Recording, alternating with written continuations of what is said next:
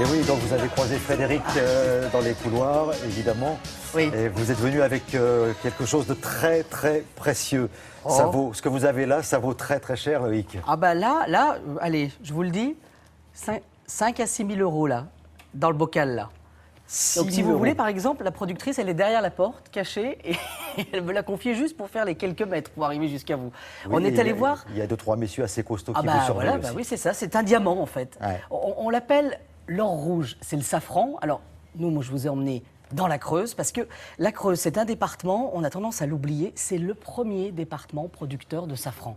C'est là-bas qu'il y a la plus grande safranière, l'endroit où on cultive le safran. Alors nous ne sommes pas allés dans la plus grande safranière, nous sommes allés dans une toute nouvelle, toute récente. Nadia, ça fait 2 ans qu'elle produit du safran, et nous sommes allés cuisiner le safran avec un chef étoilé, le chef étoilé de la Creuse. Il y en a un, il s'appelle David Boyer, et il s'est installé, et en 18 mois, on lui a confié une étoile. Imaginez.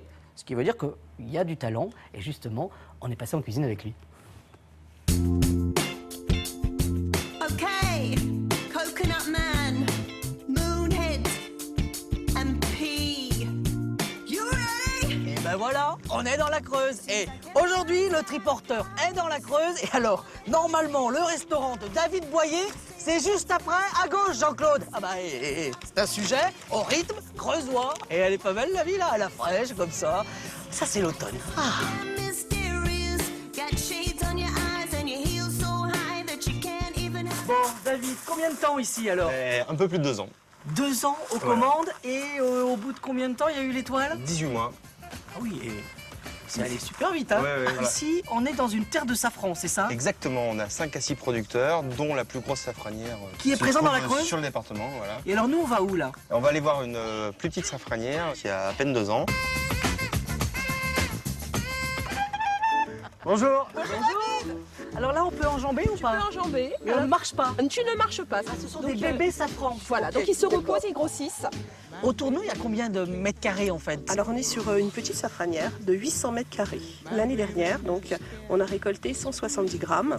Attendez, 800 mètres carrés, et on récolte au maximum combien, là, à peu près? On aspire déjà, dans 2-3 ans, faire au moins 1 kilo.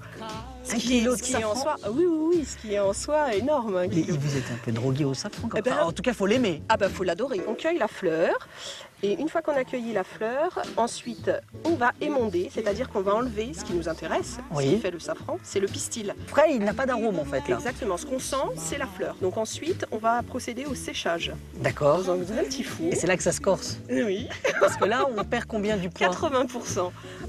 Ah oui, donc je comprends pourquoi, en fait, il est si cher, le safran. On prend le panier ou pas? Il faut d'abord que je sèche. Ah, ouais.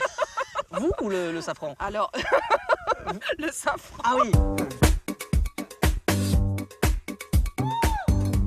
Bon, alors David, on cuisine quoi? Alors aujourd'hui, on va faire une pomme confite au safran, Oui. avec une émulsion au safran, qui en fait est une crème anglaise revisitée.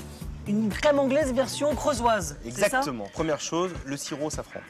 Donc de l'eau, du sucre, l'écorce d'une orange, Oui. une gousse de vanille, et puis un petit peu de safran. Ah, et alors là, attention, parce que quand on prend du safran, on n'en prend pas beaucoup. hein. Voilà, quelques pistils de safran. Combien? Une petite dizaine. Et puis après, on va éplucher les pommes Oui. et on va les plonger dans le sirop et on va laisser cuire ça une vingtaine de minutes. Une vingtaine de minutes. Et alors, l'astuce, c'est qu'on fait ça la veille, c'est ça? Alors hein l'astuce, c'est de le faire la veille. Deuxième étape, Alors deuxième étape, ce sera la crème anglaise au safran. Donc là, on part sur une crème anglaise classique. là, il y a une petite astuce pour la rendre plus aérienne, c'est ça? Voilà, c'est-à-dire qu'on va la faire refroidir, on va la mettre dans un siphon et ça va nous donner une émulsion au safran. Vous avez pris les notes, vous? C'est bon? Il faut savoir que le triporteur devient de plus en plus célèbre. Et alors, il devient tellement célèbre que France 3 vient faire des tournages pour vous faire goûter. Voilà, allez, voilà. Attendez, c'est Hollywood maintenant, le triporteur. C'est Hollywood. Acting so damn mysterious. J'espère que nous aussi, on aura le plaisir de déguster. C'est déjà bah oui. prêt, mais je vous laisse pas repartir. Voilà, Vous revenez tout à l'heure. ce sont les petits macarons de David Boyer, puisqu'il fait un menu au safran. Vous imaginez, juste de l'entrée au dessert, tout au safran. Bon, Voilà. mais je reviens tout à l'heure pour vous en parler et les goûter. Merci beaucoup, je compte sur vous Loïc, et bravo aux petites mains justement. Il n'y a pas que dans la couture qu'il y a des petites mains aussi pour cultiver le safran. On va se retrouver tout à l'heure, juste après le journal, la météo. J'espère que vous serez là, à tout de suite. Télématin, c'est vachement bien. Et puis toutes les chroniques sont très intéressantes.